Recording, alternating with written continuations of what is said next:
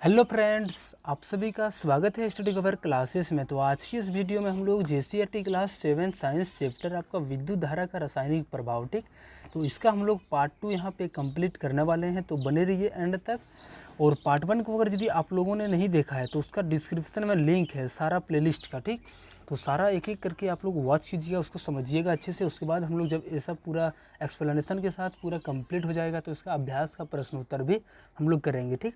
तो चलिए आप लोग शुरुआत कीजिएगा समझने का। अगर यदि चैनल को अभी तक सब्सक्राइब नहीं किए हो तो चैनल को सब्सक्राइब कर लीजिएगा। चलिए शुरू करते हैं हम लोग, स्टार्ट पढ़ते हैं पढ़ने से। विद्युत फ्यूज के बारे में हम लोग यहाँ पे पढ़ने वाले हैं, ठीक। तो उसमें थोड़ा सा डिस्कशन हुआ था। देखिए आपका जो विद्युत फ्यूज होता है वो किस इस तरीके से होता है। इसका उपयोग जो है सो कब किया जाता है कि जैसे कि मतलब हम लोगों का बहुत ज़्यादा कभी विद्युत धारा प्रभावित होने लगता है हमारे मतलब तार से, तो क्या होता है उसको मतलब पहले ही वो फ्यूज जो है सो पूरा घर का लाइन जो है सो पूरा नियंत्रण रखता है। जैसे वो आता लाइन है और ज़्यादा वोल्टेज या फिर कुछ ज़्यादा मतलब अगर यदि हानि होने वाला रहता है तो वो फ्यूज अपने आप कट जाता है और पूरा घर में अपना लाइन जो है सो कंप्लीट वो कट जाता है, जिसके कारण सारा जो है सो बच जाता है क्षति होने से। चलिए तो इस तरीके से यहाँ पे देखिए फिगर दिया हुआ है, ए नंबर बी नंबर, ये भी आपका विद्युत फ्यूज हो गया और इधर भी विद्युत फ्यूज जो पिन टाइप का होता है, ठीक। चलिए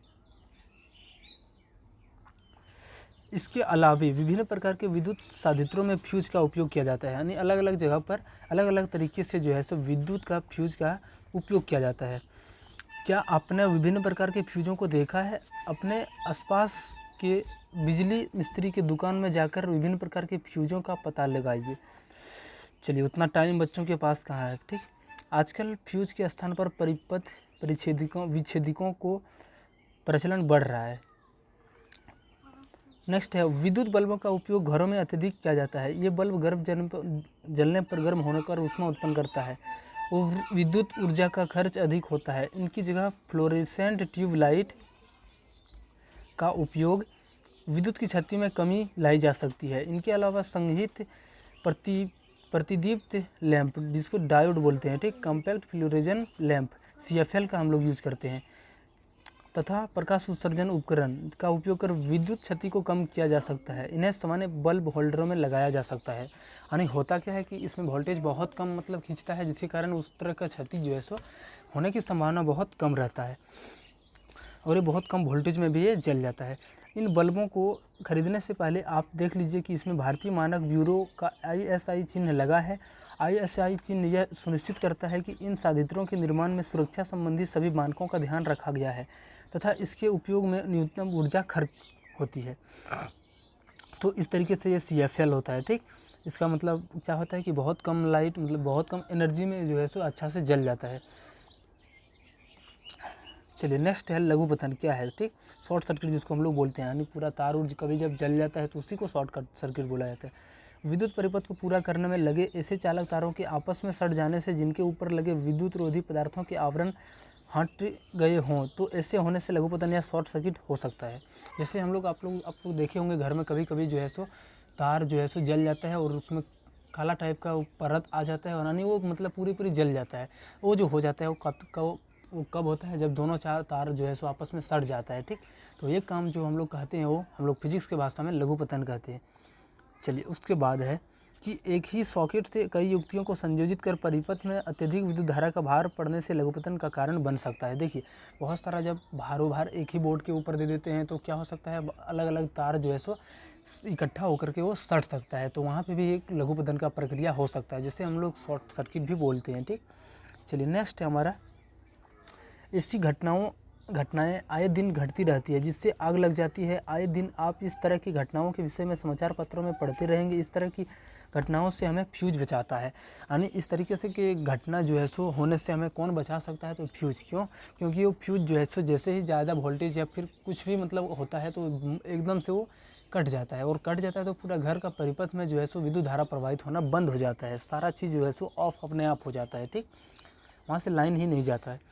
चलिए लघु परिपथ विच्छेदक क्या होता है। आजकल फ्यूज के स्थान पर परिपथ विच्छेदकों का उपयोग बढ़ता जा रहा है। जब किसी परिपथ में अत्यधिक विद्युत धारा प्रवाहित हो जाए तो इनके स्विच स्वतः ऑफ हो जाते हैं। देखिए क्या सिस्टम आजकल लगा के रखा है, लघु परिपथ विच्छेदन, यानी होता क्या है, जैसे ही कहीं पे भी शॉर्ट सर्किट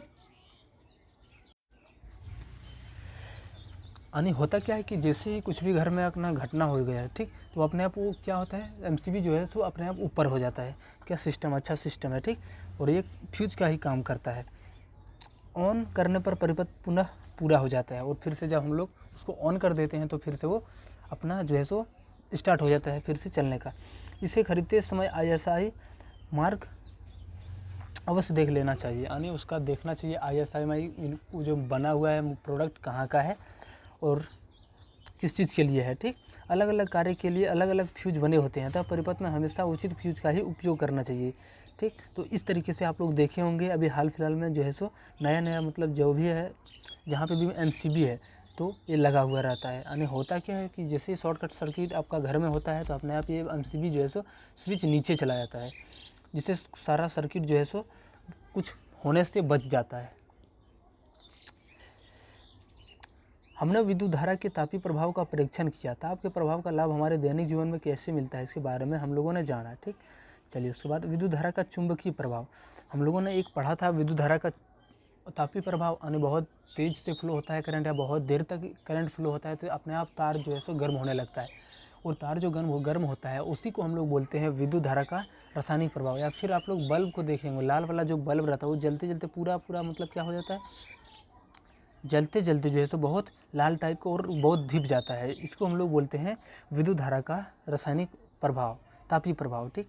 अब चलिए एक चुंबकीय प्रभाव क्या होगा, इसके लिए क्रियाकलाप कर रहा है, ठीक। एक सुई चुंबक को तार के नीचे रखिए। अब सुई चुंबक को इस प्रकार से घुमाइए कि चालक तार के समानांतर हो जाए, यानी दोनों आपस में एक सीधा सी रेखा से बन जाए, इस तरीके से यहाँ पे जो बना हुआ है, ठीक। उसके बाद तार के दोनों खुले सिरों को स्विच और सेल से चित्र की भांति जोड़ दीजिए। अब स्विच को ऑन की स्थिति में लाइए। आपने क्या देखा, स्विच चुंबक में विक्षेपण हुआ। देखिए जैसे ही यहाँ पे एक, ध्यान से यहाँ सुनिएगा, ये हमारा क्या है, चुंबकीय सुई है, ठीक। इससे हम लोग कुछ भी अगर ये चुंबकीय फील्ड या कोई भी फील्ड मतलब चुंबकीय क्षेत्र उत्पन्न होता है तो उसको यहाँ पे हम लोग जांचते हैं। तो इसको जब हम लोग तार के नज़दीक रखे थे और बिना सर्किट ये पूरा नहीं था, ये दोनों तार जो है सो आपस में दूर दूर था, लेकिन जैसे इसको हम लोग सटाए, ठीक, सटाए जैसे इसको यहाँ पे इसको साथ में यहाँ पे, तो होगा क्या कि इसमें जो है सो विक्षेप आने लगा, यानी ये धीरे धीरे कांटा जो है सो चुंबक की तरफ बढ़ने लगा कि यहाँ इसमें चुंबक प्रभाव उत्पन्न हो रहा है। यानी यहाँ से पता चलता है कि जब भी अगर यदि विद्युत फ्लो होता है, करंट फ्लो होता है तो उसके चारों ओर जो है सो चुंबक क्षेत्र भी उत्पन्न होता है, ये याद रखिएगा, ठीक। उसके बाद से है, इस परीक्षण से आपने क्या सीखा। जब भी सुई चुंबक के ऊपर से विद्युत धारा प्रवाहित होता है तो चुंबकीय सुई विक्षेपित हो जाता है। सुई चुंबक के समीप किसी दूसरे चुंबक को लाने में सुई चुंबक में विक्षेपण होता है। इससे क्या निष्कर्ष निकलता है, किसी तार में विद्युत धारा के प्रवाहित होने के से वह एक चुंबक की तरह व्यवहार करता है और अपने पास रखे चुंबक को आकर्षित या विकर्षित करता है। इस प्रभाव को हम विद्युत धारा का चुंबकीय प्रभाव कहते हैं। देखिए वही हम लोग जो वहाँ पे पीछे पढ़े कि जब मतलब कोई भी सर्किट से, कोई भी परिपथ से विद्युत धारा प्रवाहित होता है तो उसके चारों ओर जो है सो चुंबकीय क्षेत्र भी उत्पन्न होता है। यानी जब हम उसके चारों ओर से कहीं पे भी हम लोग चुंबकीय सुई को रखेंगे और चुंबकीय सुई का काम होता है कि वो चुंबकीय क्षेत्र का आकलन करना कि यहाँ पे चुंबकीय क्षेत्र है या फिर नहीं, ठीक। तो इसका जो है सो हम लोग जब लाएंगे तो विद्युत सर्किट के ऊपर तो हमें क्या विक्षेप दिखाई देगा कि कुछ चुंबकीय क्षेत्र उत्पन्न हो रहा है, ठीक। इस तरीके से वो कांटा रहता है तो मतलब जैसे ये 0 पर है तो 0 से 1 की तरफ बढ़ेगा, फिर इधर ऐसे ऐसे विक्षेप, जैसे जैसे चुंबकीय क्षेत्र मान बढ़ेगा उसका भी माप बढ़ते चलेगा जैसे, ठीक। चलिए उसके बाद नेक्स्ट है, विद्युत धारा के इस प्रभाव का पता सर्वप्रथम महान वैज्ञानिक हैंस क्रिश्चियन ओरस्टेड ने लगाया था, ठीक। सीधा आप लोगों को ओरस्टेड याद रखना है कि ये जो प्रभाव का जो सबसे पहले आविष्कारक था यानी किसने किया था, तो ये आपका ओरस्टेड था, ठीक। इसी सिद्धांत के आधार पर विद्युत धारा का उपयोग चुंबकीय निर्माण में किया जाता है। ये था आपका रस्टेड, ठीक। आप लोग याद रखिएगा इसको। चलिए उसके बाद है यहाँ पे विद्युत चुंबक, ठीक। चलिए इसके बारे में क्रियाकलाप क्या है इसके बारे में पहले पढ़ लेते हैं। ये सब चीज़ है, सामान्य है, ये सभी लेकर हम लोग कर सकते हैं इसका प्रयोग। स्विच, सेल, संयोजक, तार, पिन, ये सब।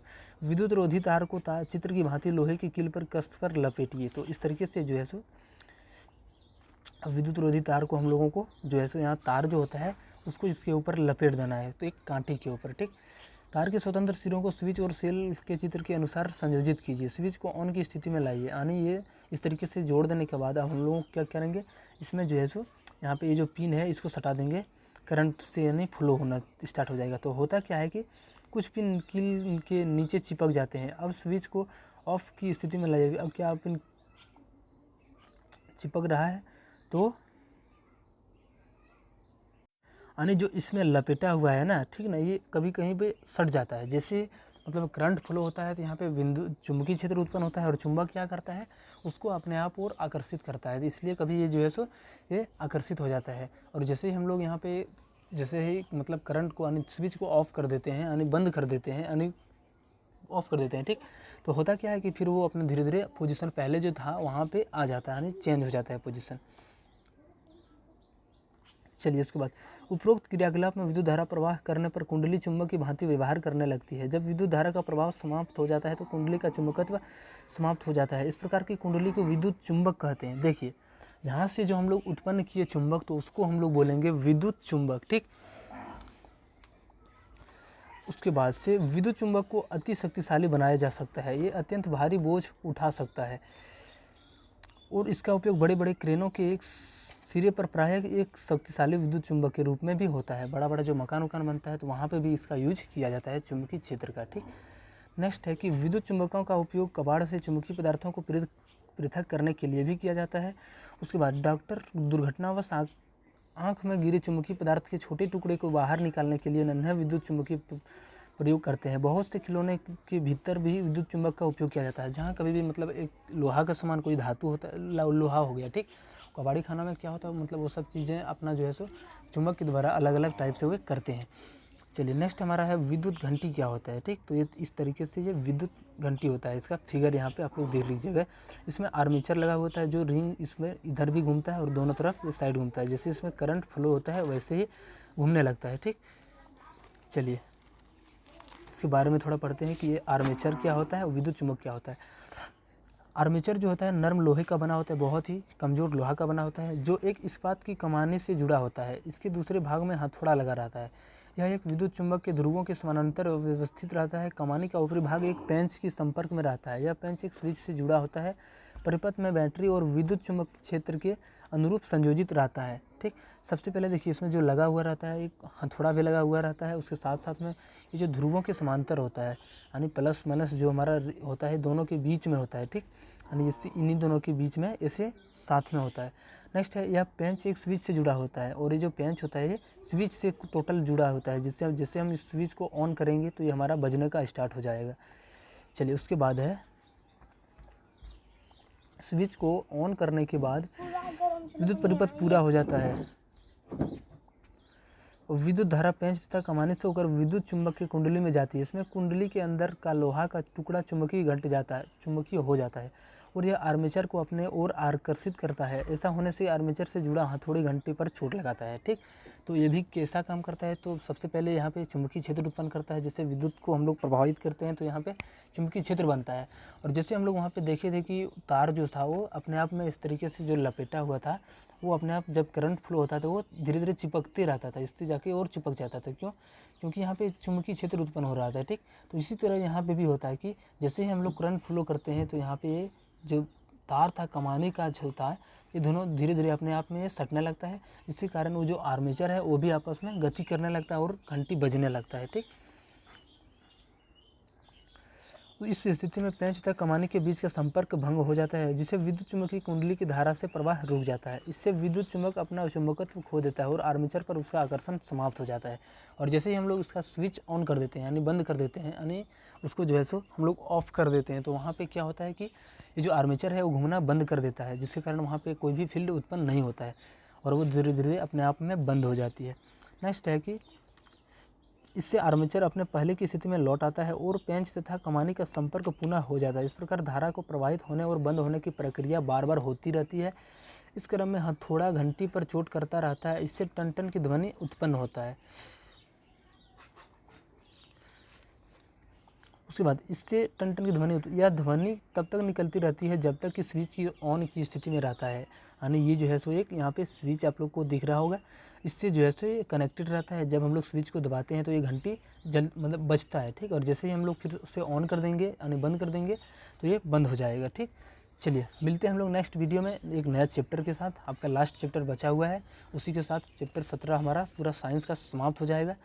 और इसके बाद जैसे ही चैप्टर 17 ख़त्म हो जाएगा तो उसके बाद हम लोग इसका अभ्यास का प्रश्न उत्तर बहुत जल्द कंप्लीट करने वाले हैं। ठीक, तो बने रहिए। अगर यदि चैनल को अभी तक सब्सक्राइब नहीं किए हो तो चैनल को सब्सक्राइब कर लो और दोस्तों को शेयर करो। चलिए मिलते हैं नेक्स्ट वीडियो में।